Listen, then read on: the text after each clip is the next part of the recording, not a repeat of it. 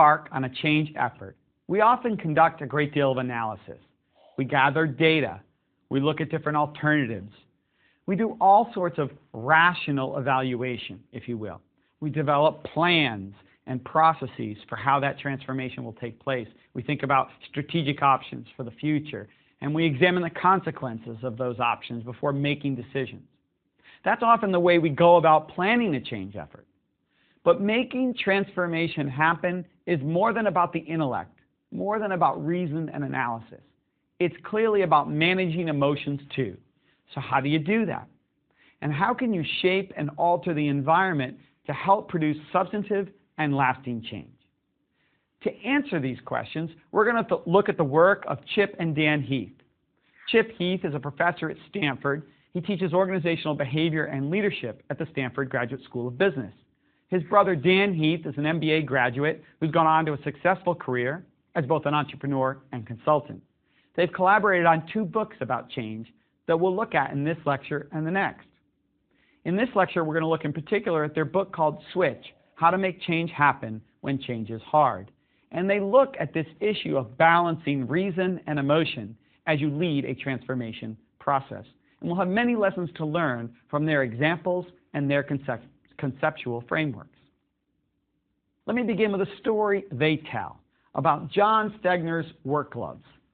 John Stegner worked at a manufacturing company, and he felt his company was wasting a lot of money. Now, he was not the CEO. He was a manager, a mid-level manager in the firm. He had a number of ideas, and he thought the firm could save as much as $200 million per year over the next 5 years if it implemented some of the changes that he was proposing. A major change in processes and systems was going to be required to accomplish those savings. And so he faced a critical question. What was the best way to convince his bosses, to persuade them to adopt his proposals? Well, let me explain first how he got to some of his recommendations. Because after all, like many managers, he did go about it in a very rational, analytical way. The question is, if that might have been the right approach for developing his proposal, is it really the right approach for persuading others about the merits of the proposal? Well, let's look at what he did. He hired a summer intern, and one of the projects he looked at was procurement costs. In particular, he focused on work gloves at this manufacturing firm. How much did the company spend purchasing gloves? How many kinds of gloves were they buying, and at what cost? The results were startling. What did their analysis find? 424 different kinds of gloves at this manufacturing firm. Many different suppliers purchasing gloves from them at many different prices throughout factories in the company. In fact, they found amazing examples, such as the same gloves being purchased for $5 at one factory and $17 in another. Their analysis certainly convinced them that there was a tremendous opportunity to drive cost savings through a change in their procurement procedures in the company, specifically with gloves, perhaps with other products as well. So, how did Stegner then go about persuading his bosses to enact change? Now, he could have just shared with them all of the detailed analysis, spreadsheets and PowerPoint slides that had led him to the conclusion that there must be a better way of working. But that's not what he did.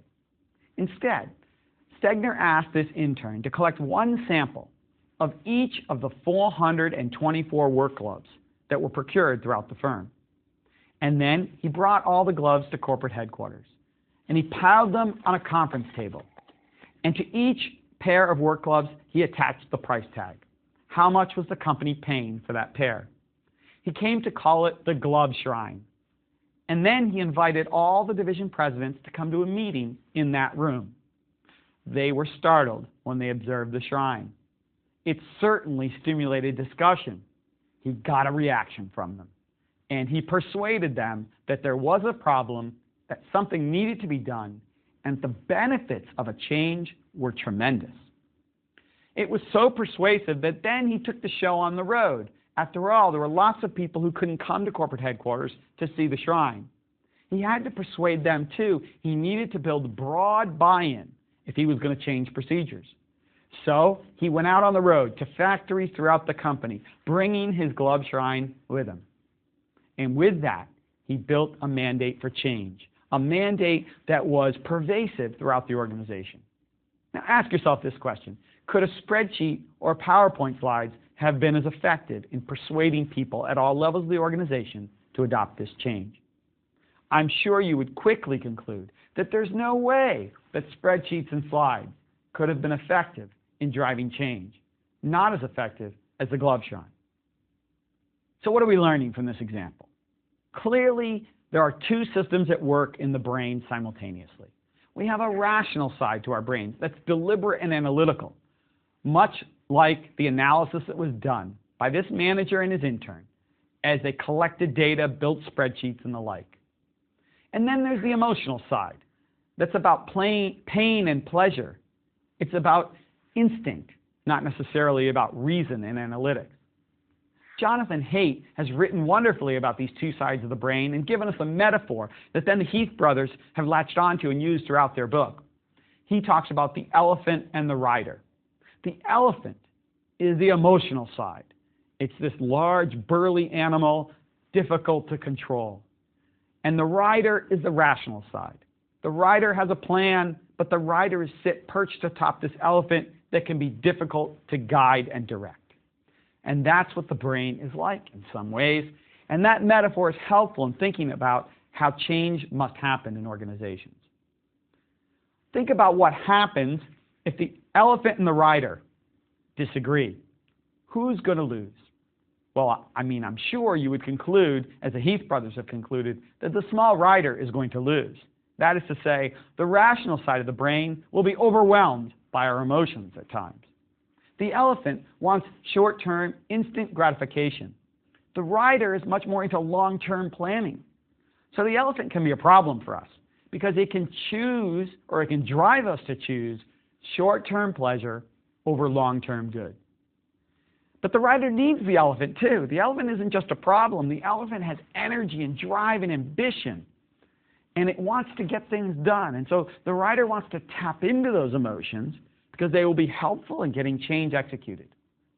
But of course, the rider can get exhausted if he's battling that elephant for too long, and that's a problem in the change process. What we're faced with here is this interesting dilemma, because on the one hand, in order to get resources and get approval at times, we have to show that we've done all the analysis in organizations. In fact, people are looking to our analysis to see, is this really a legitimate, effective way of going about making decisions?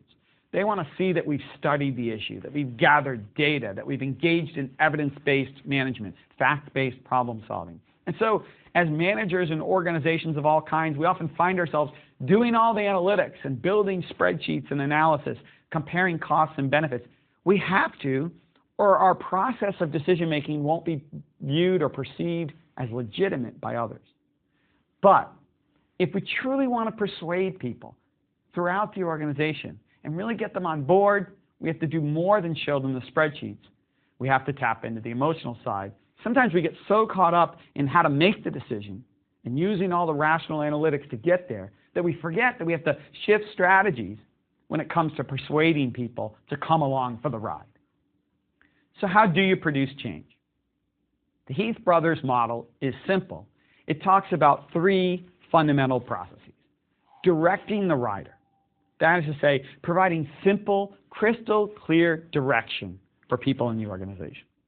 And then motivating the elephant, motivating their emotional side, engaging their emotional side. Think about the gloves. And lastly, they talk about shaping the path. That is to say, working on the environment to make it ripe for change. Sometimes they point out the problem is the situation, not the people. So can we work the context to make it more conducive to the transformation that we're trying to enact? That if we change the situation, we can change people's behavior. That's a powerful idea that leaders need to keep in mind. That situation drives our behavior in powerful ways. No matter what our personality, no matter what our desires and goals, situation drives how we act, and leaders can change how we act by modifying the situation, the environment. That's what shaping the path is all about. So let's start with directing the rider. and a story the Heath brothers tell about a man named Jerry Sternin. He wanted to address malnutrition in Vietnam, and he went there to look at what was going on. He'd read the statistics. He knew that malnutrition was a scourge in Vietnam. It was a terrible problem, one that others had not been able to gain traction on in various attempts over many years. And yet he was bold enough and ambitious enough and courageous enough to go after this, to try to effect a change. So he went to villages. And what's interesting is, as he went to these villages, he didn't come preaching his plan on how to improve nutrition. First, he adopted a learning orientation. He wanted to understand what was actually happening there. He didn't come trying to impose his external solution. The Heath brothers talk about the fact that what he really was doing was looking for bright spots. In other words, while overall nutrition was a terrible problem, malnutrition was in Vietnam, he didn't go there only looking at the problem. He said, surely there are some people who are in better shape than others. There must be some families where nutrition is of a higher quality and level than in others. So let me look for those bright spots. And bright spots, it turns out, can be powerful. Because if we can identify them and share them with others in a society or organization, they can help us persuade people to change. So what did he do? He identified children who seemed to be larger and healthier than the typical children in these villages. And so he began to study how these families lived, how they ate, how did they prepare meals, when did they prepare meals, what was their diet like, and what were their eating habits. And soon he found important differences. Families with better nutrition, with healthier, stronger children, seem to indeed have different eating habits and a different diet. Okay, so now he understood how he might actually enact a change. Not with an external solution that he had brought from the United States, but with a solution that was right there in front of him. A bright spot amidst all the despair of malnutrition in Vietnam.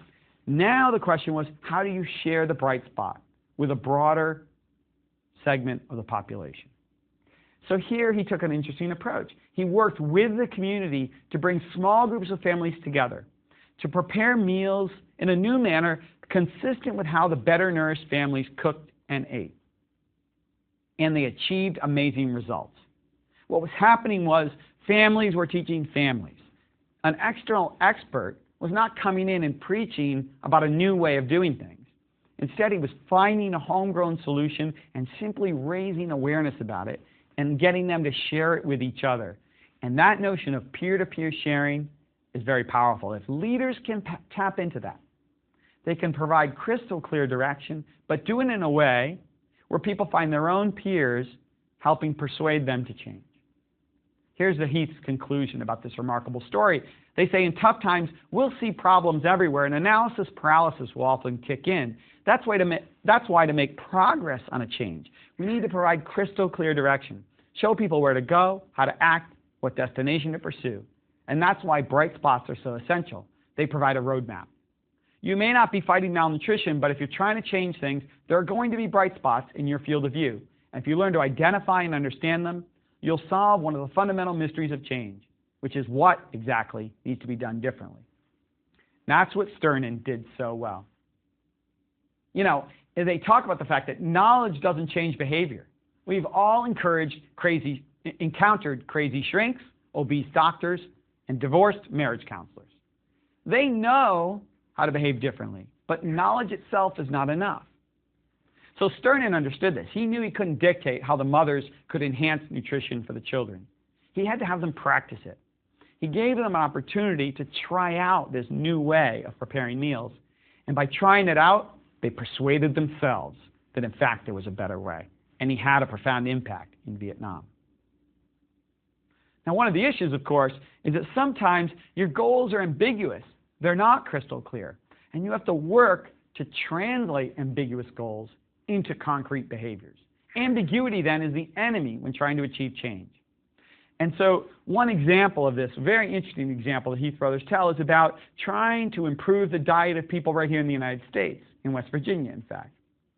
And, you know, there's lots of ways we can get people to eat healthier. But if we overwhelm them with all sorts of nutrition knowledge and give them 7 million different recommendations for changing their diet, The question is, will we really have an effect? It's sort of like when I talk to my students and I say to them, there's 1,000 pages to read in the next 2 weeks, and we put it on the syllabus. Often they'll throw up their arms and not read anything. If I give them a much smaller set of readings that are focused, they often do it all, and I have a much better class as a result. So this notion of sort of picking your battles is important. Heath brothers call it scripting the moves, giving people a better sense in a concrete way of what you're trying to achieve, rather than talking in grand terms.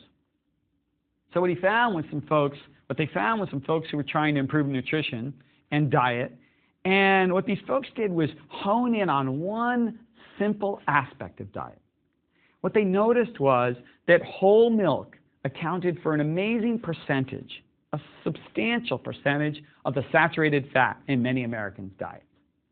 If only they could get people to move from whole milk, not even all the way to skim milk, but just to 1% milk, they might have a profound impact on reducing the amount of saturated fat and cholesterol in people's diet. And that's, in fact, what they did. They launched a campaign to provide one simple point of direction to people. Shift the kind of milk you drink. And they worked with retailers to get them to stock more 1% milk. And they had some wonderful, vivid examples of the effect. So they talked about, in a visual way, how a glass of milk was equal in saturated fat to 5 strips of bacon. Or they would show this tube of fat and say, look, that's how much fat is in a typical serving of milk. They were giving people in a very vivid way an understanding of how this one small change could have a profound impact. And sure enough, behavior changed dramatically in this example. One of the things they talk about in this sense is providing a destination postcard. They said, look, big, hairy, audacious goals are important, and we talked about them in a prior lecture. But also, those small wins are important. So you need to have a shorter-term picture that you provide people of how things will be better if you adopt some changes. And so, that 1% milk is one step, but it's a nice short-term step, and you can see concrete results there. They tell the story of a teacher who did this with their students. She wanted them to improve their reading and math abilities, and they were first graders. And many of them didn't even know their alphabet, never mind read. And the teacher, in their example, said to them, you are going to be third graders at the end of the year. Remember, these were first grade children. So technically, they were only going to be second graders. But she set this rather ambitious goal that they would be third graders. She knew they all looked up to the third graders. And then as they progressed through the year, she talked about how they were making progress. So for example, once they all got, or many of them got to the second grade level in reading, she had a little graduation and started calling them second graders already. She referred to them as scholars, really emphasizing the progress they were making. So she was giving them steps along the way, destination postcards. Yes, it was a big, hairy, audacious goal, but also the intermediate steps to make things concrete, so important. Okay, so that's not enough, though. We can't just direct the rider. We have to also motivate the elephant. We have to tap into people's emotions. And here we have a wonderful story about Target and its transformation over the years into a formidable competitor against Walmart. Note that Walmart, Kmart, and Target, 3 of the dominant mass merchandisers over the last few decades in the United States, were actually all founded in 1962, the very same year. Of course, their fortunes have diverged over the years. Walmart became one of the leading corporations in the world, one of the largest and most profitable. Target, for many years, was a regional player. In fact, even in the early 90s, they were still a regional player, although they were a $3 billion company. They weren't nationally as prominent as Walmart, and certainly not internationally. In fact, they just started to go international here in 2011. Well, then we have Kmart. Kmart, successful for many years, and then encountered grave difficulty as they tried to compete head-to-head with Walmart on cost. Target chose a different path, which allowed them eventually to thrive even against such a formidable competitor as Walmart. Rather than competing head-to-head on cost with Walmart, Target chose a slightly upscale strategy. They chose a differentiated strategy. They wanted to be slightly more premium in quality and image and in the store environment than Walmart. It became sort of immortalized in this slogan, expect more, pay less, a tagline that connected with people in a profound way. Expect more, pay less. What people found, though, at the company is that by the early 90s, the merchandise didn't actually always live up to the expect more dimension of Target's strategy. So they wanted Target's products to actually live up to this vision they had of making it this chic, hip retailer. So how did they get there? Well, Heath Brothers talk about Robin Waters, one of many people who began to help make that transformation happen at Target. She was the ready-to-wear trend manager in the apparel part of the company. At the time, she found that many of the merchants were basically developing and buying copycat merchandise. They really weren't pioneering new fashions. They were simply looking to what fashion retailers were doing and creating lower-cost knockoffs that they could sell at Target. But she really wanted Target to be more of a pioneer, to be more of an innovator on the design side, and she believed color was a big fashion wave coming down the road. She didn't have data to support her notion. She felt if she could tap into people's emotions, though, she might convince them of her belief about color. The company at the time had a culture that was very numbers-oriented. The numbers were not on her side. So what did she do? She brought M&Ms and IMAX and various other very colorful products with a real design, image, and bent to them. And she brought them to meetings. She showed people what color could do. And she had a powerful impact as a result. Remember, our traditional model of change, Cotter and Cohen talk about this. They say our traditional model is that we have to analyze, we have to think, and then we can change behavior. But that's not the way it works all the time. See, uncertainty is a powerful thing, and sometimes it trumps action. Sometimes you have to have an approach that says, see, feel, and change. Waters wanted people to feel color, not just to see data about fashion trends. And that's an important thing to remember, that we don't always affect change simply by doing analyzing and asking people to think. We sometimes have to get them to see and feel. The Heaths argue that this notion of burning platforms that we talked about in the earlier lecture are sometimes too focused on negative emotions. If you need people to execute a well-scripted game plan, then burning platforms are okay. But if you want people to be creative, to invent new solutions, new ways of working that are really groundbreaking and very different than the past, you need positive emotions too. So I think they made an important contribution to our understanding of how to lead transformation, because they pointed out to us that sometimes that create a sense of crisis or sense of urgency aspect of change can become too negative. And as a result, stifles creativity at the very moment when we need it, right? When we want to invent new ways of working. Now, I want to tell you about an interesting study that helps us think about what's going on as we battle this issue of negative versus positive, and how can we get people to sort of see positive steps they can take and begin to enact the change we want. Ala Crum and Ellen Langer conducted an interesting study that I think I want to share with you because I think you'll see the power of small changes in behavior. It was a study of hotel maids. Now, an average maid in their study cleaned 15 rooms per day, and each took about 20 to 30 minutes to complete this cleaning. The maids actually, what they found, didn't recognize how much exercise they were actually doing. In fact, 67% of maids, 2 out of 3, said they didn't exercise regularly. More than 1/3 said they didn't exercise at all. But what's interesting, of course, is that they're on their feet all day. They're moving like crazy, arms and legs. They're working very hard, physical labor to clean these rooms for their customers. So they asked the question, what would happen if we told these hotel maids that they were exercise superstars? So this is what happened. One group got good news, a document explaining the benefits of exercise and telling them that they were getting sufficient exercise each day in their work to realize those benefits. They were told how many calories were burned by various activities they were engaging in as they were cleaning rooms. The other group got the same document explaining the benefits of exercise, but it didn't explain how their work constituted beneficial exercise. 4 weeks later, they looked at what had happened with these hotel maids. The first group's members had lost 1.8 pounds, while the others had seen no weight change at all. No additional exercise out of work for the first group, no major change in diet if they'd lost weight. Suddenly, say the Heath brothers, they found themselves closer to the goal line than they ever imagined. It's probably because there were a series of small changes in behavior, like taking the stairs instead of the elevator. So what's the point here? You don't want the elephant to get demoralized. You don't just want to focus on what's new in a change effort. You want to explain how, you may have already conquered a bit of the task. You want to lower the bar in some ways, not just raise it. And that positive element, you're already doing good things.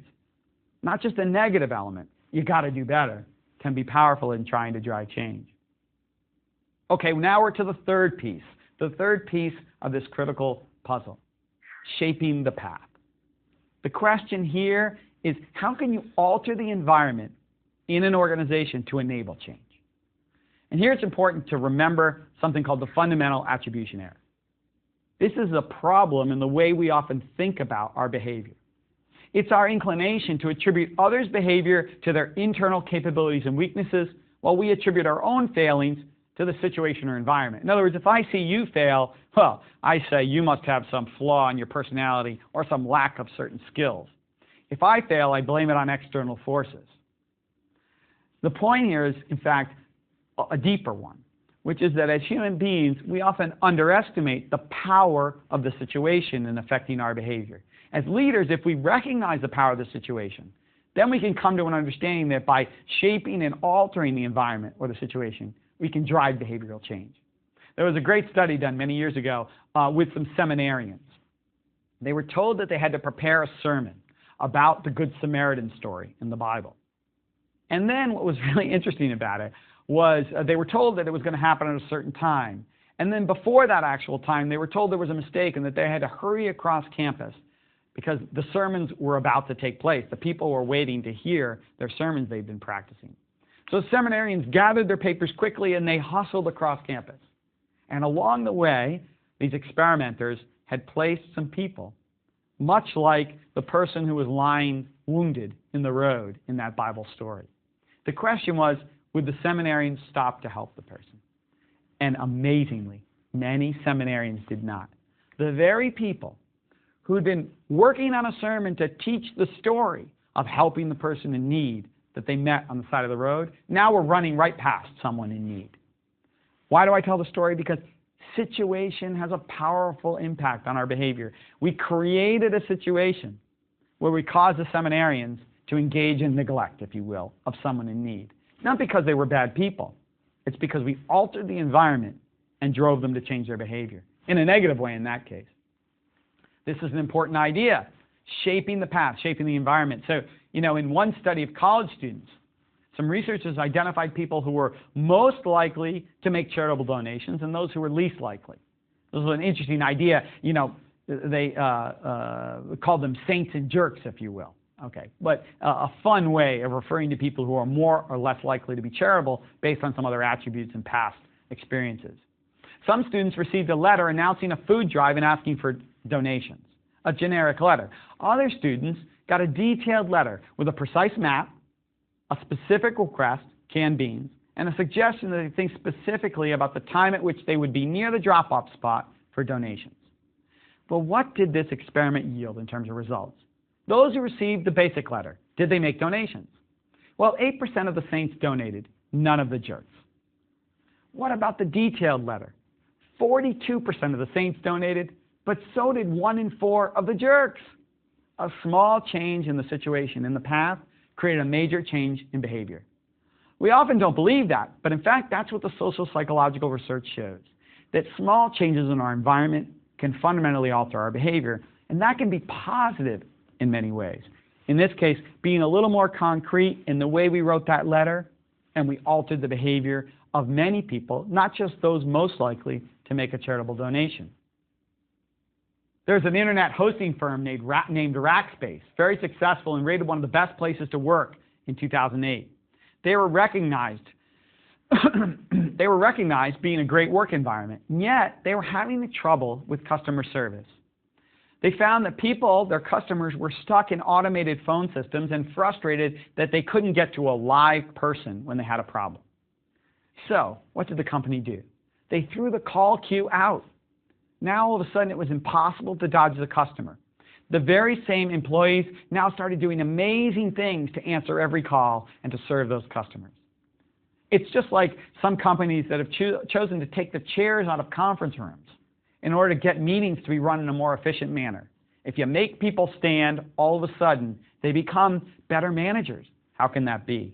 but you're focusing people, you're altering the environment to get them lead in a different way and to affect a change in behavior. So what are our conclusions in this lecture? Those three big phases are important. This notion of directing the rider, motivating the elephant, and shaping the path. And this, in many ways, this last piece, this shaping the path piece, relates to some of my own research on change that I would argue takes place through our ability to persuade.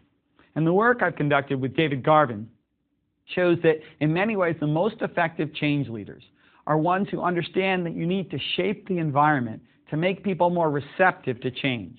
In other words, you have to ask yourself the question, how do you till the soil so you can plant the seeds and have them grow? Before you give them bitter medicine about how they're going to have to alter their behavior and take on new routines and go off into the unknown, you have to make them receptive to that message. That's what we found, and we found leaders doing that very effectively. And that's what the Heath brothers are arguing too, that we must shape the path, that we must understand people's emotions, their hearts as well as their heads, and create an environment where they're receptive to our change plan.